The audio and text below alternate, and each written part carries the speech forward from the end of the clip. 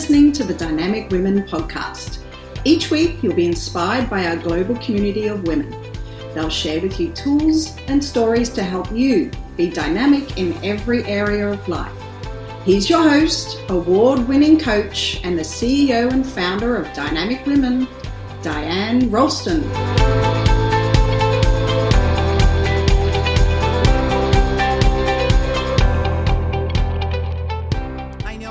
Have lots to get done in your life, let alone your business. And so today in this episode, we're going to talk about the 5 tactics to get more done in your business without you doing it.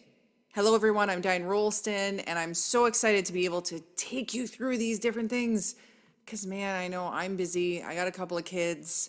I'm trying to stay healthy, keep my marriage alive, and also get all this stuff done. So I'm going to go through these pretty quickly. Have your pen and paper ready. I'm going to give you the 5 different ways that you can get more done and also all of the different benefits to it as well as how you can actually do it. Sound good? Let's get started. So I got to tell you straight off the bat, these all involve delegating. So if you have trouble with delegating, you need to get over it. You need to figure out what that is. And please know that on my Facebook page, Diane Rolston, every Tuesday morning at 10 a.m. Pacific time, I have the Diane Rolston Show. And so you can come, you can bring me your questions, and you can even send them in advance. Just send me an email with the subject line, Diane Rolston Show, subject, and put that in subject line. And then in the email that you send to diane@dianerolston.com, please tell me what your problem is. Tell me what a challenge that you have is. Tell me a question that you want answered. I'm happy to go over it in the live or to bring it on my podcast. But with the Facebook Live, you can actually be on there while I'm talking about it. So that's an ultra cool benefit there. So let's go back to delegating. And there are 5 different ways that you can delegate. The first way, which is the most common way that people think about, is actually hiring an employee. And in order to know who you need to hire and when you need to hire, the first thing you need to do is go through your organizational chart. So grab an organizational chart off the internet if you don't have one already and fill in all the different departments. So you have your HR department, you have your finance department, you have your marketing department, research and development, list all the different departments and then all the different roles that happen underneath. And I get it. A lot of times solopreneurs do not have anyone doing anything but themselves. So what you're going to actually do is write your name in every single role that your organization has that you are a part of. And if you do have employees, you're going to fill their names in. Now, why would you write this even if you know that all the different spots are your name? Because you need to have the reality that you are not just in the CEO role. You're in every single role there. Now, if you're a professional, you have the different organizational charts with the different employees. And so you fit in there somewhere as well. And so even though you might not have the power to hire an employee, you're going to be able to see in me explaining this if you're doing more than you should be doing. So first start with that organizational chart. Then you got to look at that and think, which is the one that I want to get rid of the fastest? Is it bookkeeping? Is it your social media? Is it hiring? What is it on there that you want to get rid of? And plan for when they're going to come. So in 6 months from now, I'm going to hire a bookkeeper, or I'm going to have someone take over my social media in 3 months, in 1 year, whatever it may be, so that you know and you can plan and see that your finances match up with that. Then with each of those different places on the organizational chart, specifically the ones you want to hire for first, set some really clear roles and responsibilities. Why? Because you want to know what you're hiring for. You need to do a job posting. This is going to help. And then afterwards, when someone gets hired, you have clear roles. You have clear responsibilities. People know what's expected of them, but make sure you also have the outcomes there. Now, in the hiring process, you might be by yourself. So you're like, this is awkward. I have to hire an interview by myself. Bring someone in. It could be a friend. It could be a trusted business advisor. That's what I often do.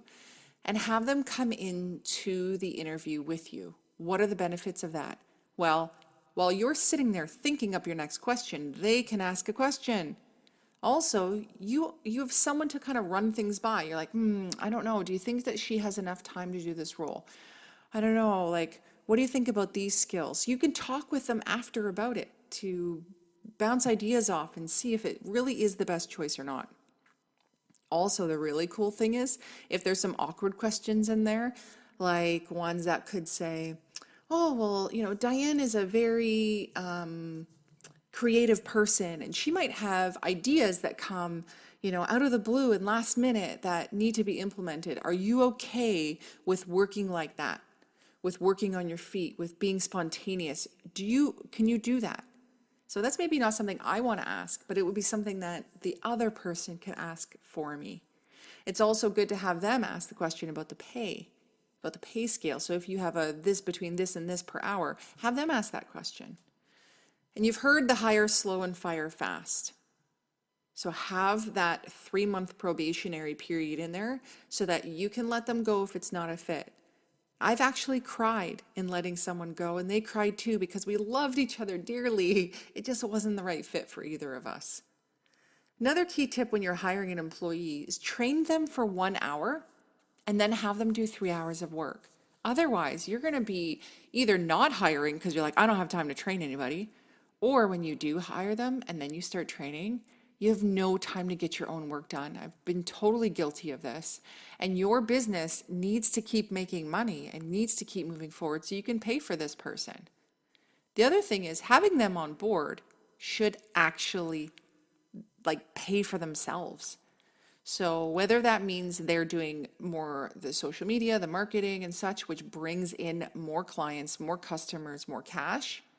So they're literally building or doing sales. So they're actually bringing in the money themselves that pay for them, or they're freeing you up to make the money. Make sense? Because the whole idea is leveraging, right? If you can, if it costs you, you're $200 an hour, let's just say, and you bring someone in for $50 an hour, well, then they can do 4 hours of work before, for equaling your 1 hour. So be thinking about that, be leveraging. Then when you're working with them, you always have to review how they're doing, see how their progress is, because trust me, they are not going to be perfect in those first few weeks, and do some goal setting with them. Ask them what kind of goals they want to set. And then pass off more work. So as they get to do things, as they get to do well, they're going to be faster at it. So then pass off more responsibilities. I know there's a lot more there around hiring an employee, but that's just the basics to get you started. And if any of these pieces around hiring an employee are something that you really want to talk more about, please reach out to me and let me know. The second way that you can get more done in your business without you doing it is get someone on contract. So you can have them for a shorter period of time. You can have them just working on a project. And the benefits of this are you get to try them out. So imagine you're a little behind. You're thinking, oh my gosh, I need to hire a bookkeeper, but I don't know if I want to. I don't know if this person's going to be the right fit. Just say to them, hey, I've got some bookkeeping work for the next couple of weeks. Would you like to come in and do it? And this is your way of secretly sussing them out, right? So you get to try them out. It can also simplify things for you, because then you're not like, I got to figure out, with the government, I'm hiring somebody. And so in Canada, doing CPP and all that other stuff. And so there's some less responsibility there. Also, if things don't work out, it's a lot easier to let them go. You don't have to worry about that. And so be thinking about getting someone on contract. Now, same thing applies when you're thinking about bringing them in. You need clear roles and responsibilities. You need to think about how you're going to review the progress, how you're going to goal set in a way they're not your employee. You might even have to train them, but with the likes of a bookkeeper or such, you're hiring them for their skill. And so that's also why having someone on contract in that type of skill set is much, really beneficial. The third tactic for you to get more done without doing it yourself is have freelancers. And I love doing this, especially for, little projects, one-offs that I could do. And trust me, I love Canva and I love designing things. But really, going to something like Upwork and hiring a freelancer on there to design, I'll share some things I've had, book covers, magazine ads, press release kind of design, sales sheets, what else? Intro music to probably to this podcast, intro music, for my programs that I offer. It's the beginning of all of them: dynamic balance, dynamic power, social media images, quote images. You get the point. Also, research lists. Maybe you need a list of something. For example, all the dentists in the Vancouver area. Maybe you need that for a certain reason because they're your ideal clients. So have freelancers do this. They're project-based. It can lead to more work if you like them. I've hired the same people back again and again, and it's much easier because we know how to work together now. It's lower cost. You know, obviously everybody wants to hire local, everyone wants to hire someone around them, but if you're a business, it's a lean startup or you're cutting your costs, hiring someone from another country is beneficial to you, but also lovely for them that they get to use some of their skills and get paid as well. And there's also no commitment, just like the contract. So I'm having someone on contract there with a freelancer, there's even less commitment to them. As with Upwork, the cool thing is that your money goes in escrow, and when it's in escrow, they're doing the work, and then only when the work is done and done to your specs, exactly what you wanted, will the money be released. So your butt's covered. And the whole platform is really good. And I'm in no way affiliated with Upwork. I just enjoy using them. The fourth way is to acquire vendors. So vendor, maybe you have a print broker. Yeah, maybe you have someone that does your merchandise. So think about, or maybe you have someone that does your website. So these different vendors, they're really great at what they do. And they want to keep your business. So they're going to work really hard for you. And all you need to do is reach out and say, I need this done or I need that done. I don't know how much time that I've saved with having my print broker find the best deal. And I know that she can find the best quality for the best price. I can go onto certain websites, I won't name any because of what I'm going to say after, but you can go on some websites and get some really cheap printing done. That's not for me personally. Maybe that is for you. But it saves you going into the likes of Staples and photocopying things. So be thinking about where can you save more time by bringing vendors in. You know, maybe you have a vendor that posts your blogs. Maybe you have a freelancer that writes the blog, and then you have a company that posts them. I have a company that does my podcast posting, and then I have another company that takes my blog and they post it on all the different social media platforms. And I have someone else who's helping me, piece together my blogs based on these podcasts. So a lot of it I've been able to do and not have to do it myself. And that's why I'm doing this today, is because people keep saying to me, how do you do all this? How do you do everything? Well, I'm just smart about where I delegate. And I've made a lot of mistakes. I've delegated to the wrong people. Things fell through the cracks. Sometimes there are relationships with people that are important to me. They maybe weren't as respectful or knowledgeable about clients of mine, and so made mistakes. It's a learning curve. And that's why you have to hire slow and fire fast.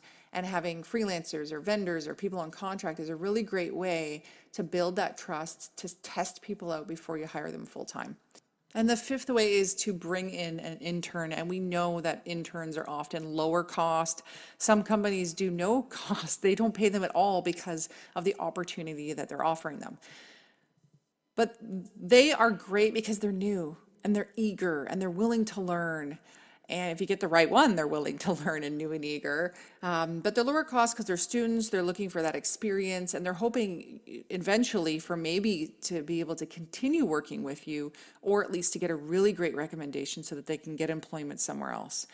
Now, so what's cool about them too is that they have a fresh outlook. They might have learned some new things based on their newness and freshness. They might not have been already skewed with other, viewpoints, and they can bring a whole new demographics opinion to things. eventually they could turn out to be a great employee. And so you've really had them on kind of a probationary period at a lower cost with no long-term obligation. So bringing in an intern can be a really great opportunity for a business owner. So there's the 5 different tactics that you can use to get more done in your business without you doing it. And I also encourage you to think about delegating in your life, your cleaning, your laundry, your meal prep, your grocery shopping, your ironing, gardening, car care, whatever it may be. Think about it. Is what I'm doing right now worth an hour of my time when I'm paid at my highest rate? Or is doing this myself more important than some other of my priorities, like hanging out with your kids, having some downtime, spending time with your partner, whatever it may be? That's important. And so why do we care about getting more done in your business without you doing it? So you can actually enjoy life. Right? That's what it's all come down to. It's going to create some more freedom for you. And so if you're doing some of these, I'd love to hear about it. You can send me an email, Diane@DianeRolston.com. Tell me your story, and I would be happy to share it on the next podcast and inspire others. So share your story to inspire others. You can also jump onto one of my social medias and share with me there. Just make sure you tag me in the appropriate way. So until next time, everyone, thanks so much for joining me today, and stay dynamic. Thank you, Dynamic Women, for joining us today. Please hop on over to iTunes to subscribe and leave us a review. Who do you know who needs to hear our message? We'd love it if you'd share our channel with your friends and family. If you're ready to be more dynamic, have more balance and more success, head over to www.dynamicwomenclub.com/free gift for your Key to Success book. Stay dynamic.